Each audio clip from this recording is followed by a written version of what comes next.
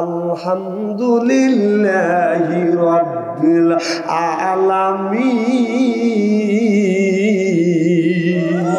আল্লাহ কয় বান্দা যখন তুমি বলো আলহামদুলিল্লাহি রাব্বিল আলামিন, তুমি যখন আমার প্রশংসা করো আমি তোমার গল্পে গল্পিত হয়ে যাই, তোমার রঙে আমি আল্লাহ রঞ্জিত হয়ে।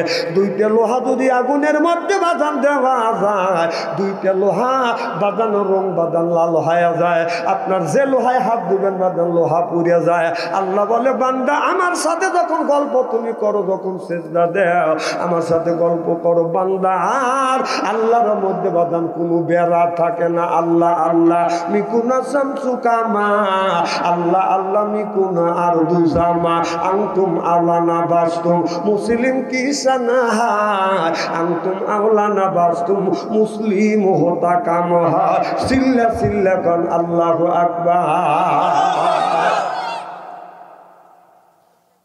আমার ভাইরা আমার, তাহলে আমি আপনাদের বুঝাতে সক্ষম হইলাম আল্লাহ নবীর পরে হলো মা আর বাবা। সুবহানাল্লাহ কর। আল্লাহ নবীর পরে কে? মা। জোরে কর আল্লাহ নবীর পরে কে? আবার বলেন মা আব্বা। মা আল্লাহ নবীর পরে কে? আব্বা। সুবহানাল্লাহ কর। আমার ভাইরা ভালো করে লক্ষ্য করে শুনুন, একটা কথা বলে আমি আমার আসল ওয়াজের দিকে বাধা রওনা করতে চাই। তামাম পৃথিবীর সব শ্বশুর আর শাশুড়িকে নিয়ে এই হাফেজ সাহেবের পক্ষে দোয়া করবে, সব তামাম পৃথিবীর শ্বশুর শাশুড়ি আসিয়া। আর ওই যে হাসান হাফেজ সাহেবের পক্ষে তার মা অথবা আব্বা দোয়া করবে। হাসান হাফেজ সাহেবের মা আব্বা যদি বলে আল্লাহ তুমি আমার সন্তানকে দেখি, বলাও শেষ, আল্লাহর আরশে আজিমে পৌঁছাও শেষ। তামাম পৃথিবীর শ্বশুর শাশুড়ি হাফেজের পক্ষে দোয়া করলো, কবুল হইল না, হইল না রে। ওরা রাগ করতেছেন তাই না? বেতলে হুজুর নিয়েছে কেটা, খালি মা বাবা, খালি মা বাবা। থাক ওয়াজ থাক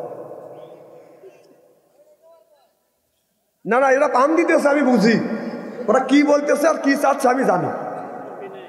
আমি ঠকি নেই, ঠকাবো না আজকে, ওয়াজ বাড়া দিও না। না রে আল্লাহ, তাহলে আল্লাহ বললেন ও দুনিয়ার মানুষেরা আমার ইবাদত করো। সুবহানাল্লাহ কর। আল্লাহ বললেন ইয়া আইয়ুহাল্লাযিনা আমানু, ও হে যারা ঈমানের বিশ্বাসী। এদিক তাকান, চেহারা কি একবারে খারাপ নাকি? আলেম যতই কালো হোক তার চেহারার দিকে চা থাকলে সগীরে গুনাহ আল্লাহ মাফ করে দেয়।